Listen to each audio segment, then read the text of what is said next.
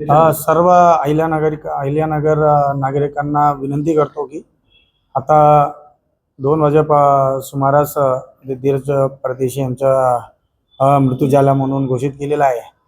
तदनंतर पूर्ण मी नागरिकांना पूर्ण सिटीमध्ये वातावरण खराब करू नये म्हणून शांतता ठेवण्यासाठी सर्व नागरिकांना मी विनंती करतो की कोणी हातात कायदा घेऊ नये आणि बरेच लोक आता फिरून काही खराब करण्यासाठी प्रयत्न करू। आमचा पूर्णपणे बंदोबस्त तैनात झालेला आहे सिटीमध्ये। तो फक्त एवढंच विनंती आहे की जे कारणावरून ते घटना घडलेली आहे त्यांच्या योग्यरित्या तपास सुरू झालेला आहे। आम्ही मुख्य आरोपीला पण ताब्यात घेतलेला आहे, आता अटक पण केलेला आहे आम्ही।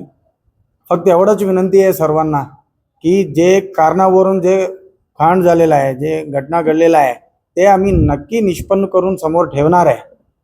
बट काही लोकांना ते अफवा पसरताय की आणि काही समाजमध्ये तेढ निर्माण करण्यासाठी प्रयत्न करताय, त्यांना पण आम्ही आवाहन करतो असं करू नका, नाहीतर आम्ही कायदेशीर कारवाई करणार आहे।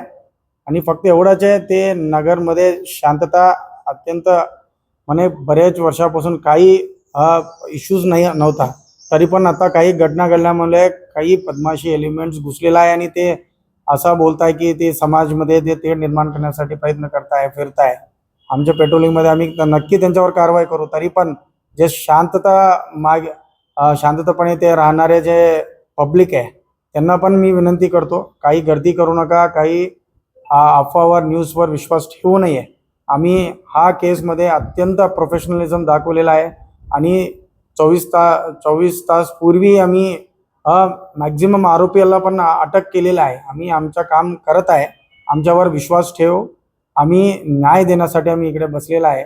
आम्ही जे कायदेशीर पद्धतीमध्ये आम्ही करताय त्यांच्या पण सहकार करावी आणि सर्व नागरिकांना मी बोलतो, विनंती पण करतो की शांतता राखण्यासाठी तुम्ही पण सहकार करा। नक्की करणारे जे अफवा पसरवत आणि जे लॉ अँड ऑर्डर डिस्टर्ब करणारे लोकांवर कारवाई होणारच आहे। तरी पण मी विनंती करतो, कोणतेही मेसेजवर काही व्हॉट्सअपमध्ये बघितलेलं आहे की 15 जण होता, 20 जण होता, काही दुसरा कारण पसरताय, असं पण करू नका। आम्ही तुमच्या समोर ठेवणारच आहे ते कोणत्या कारणावरून घटना घडलेला आहे।